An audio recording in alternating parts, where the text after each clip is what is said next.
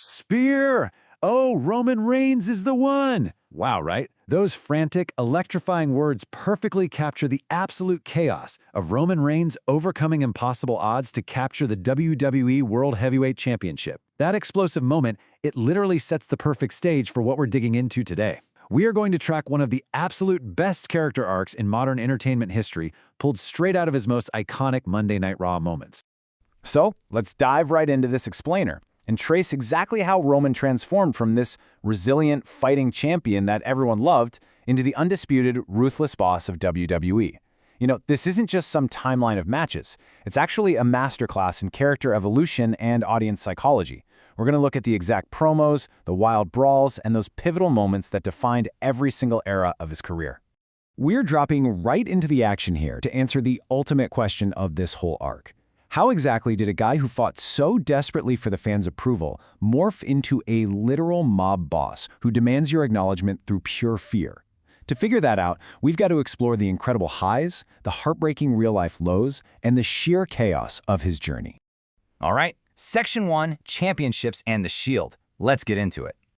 Now, way before he was the tribal chief, Roman's foundation was built on this unbreakable bond with his brothers in arms. To really get his early appeal, you just have to look at the sheer pandemonium of this moment right here.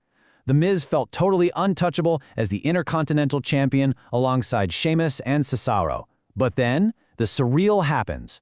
Ambrose, Rollins, and Reigns circle the ring just like the good old days. The crowd absolutely loses it as they completely lay out the champion and his guys.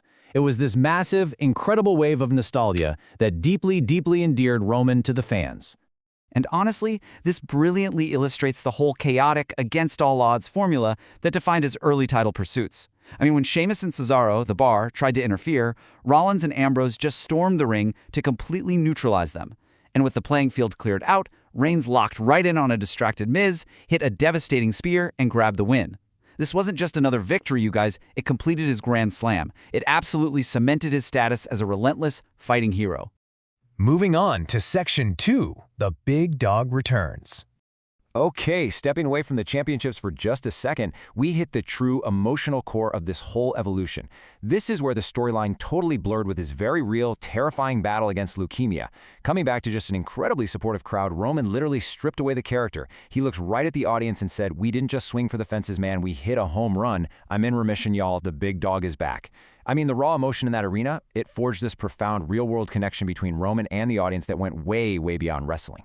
Which brings us to Section 3, Chaos, Cake, and Carnage. So returning with this totally new lease on life, we started to see a completely unpredictable, honestly violent side of Reigns. He practically became an agent of pure chaos. His feuds got intensely personal. Like, remember when he vividly reminded everyone how Brock Lesnar busted his head wide open, leaving him literally unrecognizable to his own kids? Or when he was so hyper-focused in a tag match that he accidentally flattened his own partner, John Cena? And then you have the completely bizarre stuff, like crashing Rusev and Lana's wedding, making fun of the Bulgarian Sasquatch, and literally shoving Lana's face into her own cake. Oh, and he was sparking brawls so massive that even the NYPD couldn't contain the carnage. Just wild stuff. All right, next up, Section 4, Era of the Tribal Chief. Now, this right here is the definitive pivot. Let's actually juxtapose these two very distinct eras. Over on the left, you've got the Big Dog, a fighting champion who shared this deep, emotional bond with the audience. But on the right, the Tribal Chief changes the game completely. This is where the era of absolute dominance kicks off. Respect is no longer requested, it is demanded, usually under threat of violence. I mean, he took Brock Lesnar's advocate, Paul Heyman, and upgraded him into his very own wise man. His entire motivation shifted from being the people's hero to straight up declaring himself the untouchable, undisputed ruler of the industry. And you know, this massive new ego naturally led to some totally epic verbal confrontations. Take this moment with The Rock, who essentially told Roman that, yeah, Rock brought the Shield into the company, but Roman just chose to follow in his footsteps. The Rock basically laid out two paths. Take the easy way out, or climb Mount Everest without a shirka by going after the actual best in the world. It was a literal masterclass in psychological warfare, directly testing the incredibly fragile ego of the tribal chief. 10. During this absolutely blistering promo directed at CM Punk, Roman weaponized that exact number. He pointed out, very sharply, that while Punk was off taking a comfortable 10-year vacation, Roman was the one tirelessly making the towns, carrying the company on his back and building the exact main event scene that Punk was suddenly trying to waltz right back into. And man, that deep resentment fueled just a jaw-dropping level of ruthlessness. Completely unfiltered, Roman told CM Punk exactly why he was choosing to fight him, driven by all those past betrayals. Punk turning his back on him, trying to manipulate his family. Roman just snarled, "I could pick you because you're the biggest star available, but no, I'm picking you because I hate you." He didn't just want to win the match. He wanted to forcefully make Punk acknowledge him on the grandest stage possible. This untouchable attitude, it bleeds into literally every backstage interaction. Take The Miz. Ever the opportunist, Miz tries to cut a deal with Roman to help neutralize Logan Paul. Now the old Roman? He might have at least heard the guy out. But the Tribal Chief sees himself as head and shoulders above everybody else. He completely refused to negotiate and simply flattened The Miz with this sudden, brutal Superman punch.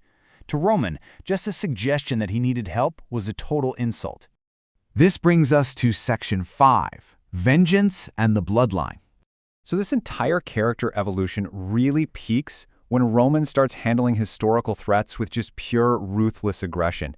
Just look at how this builds across a timeline of absolute betrayal with his former Shield brother, Seth Rollins. I mean, this blood feud dates all the way back to Rollins' infamous WrestleMania cash-in, right? Then it continues through that Royal Rumble betrayal and finally boils over when Rollins costs Reigns the undisputed championship. So when Roman drags Seth out to the floor and delivers a crushing Superman punch in the present day, that is not random. That is years of cold, calculated, pent-up vengeance. And the sheer terror of the Tribal Chief is only magnified by his family faction, the Bloodline. In what has to be one of the most brutal displays of dominance we've ever seen, Roman and The Rock systematically dismantled Cody Rhodes and Seth Rollins, just viciously whipping them with a weight belt. As they lay there groaning on the mat, Roman looks dead into the camera, showing off the absolute carnage, and asks the whole world, "Look at your champion. Will you mess with the Bloodline?" It permanently solidified their terrifying, unmatched grip on the entire roster. But honestly, what makes him so incredibly dangerous is that even acting as this untouchable mob boss, he never, ever backs down from getting his own hands dirty. Just days before their Australian street fight, Big Bronson Reed, a guy who actually put Roman in the hospital previously, challenged him. Did Roman send his henchmen? Nope. He immediately cleared the reinforced announce desk and just launched into a massive brawl, throwing Superman punches that literally sent Reed flying over the barricades while security just scrambled around helplessly. We have traced such a remarkable journey today, guys. From a fighting champion who miraculously survived leukemia, all the way to a vengeful, untouchable mob boss who just crushes anyone in his path. The entire psychology of WWE has been forever changed by his era of dominance. So it leaves us with one ultimate provocative question to think about, with the entire landscape literally bent to his will. Who, if anyone, can ever truly unseat the Tribal Chief? Thank you so much for joining me for this explainer, and we will definitely see you next time as we wait for the next chaotic chapter in the saga of Roman Reigns.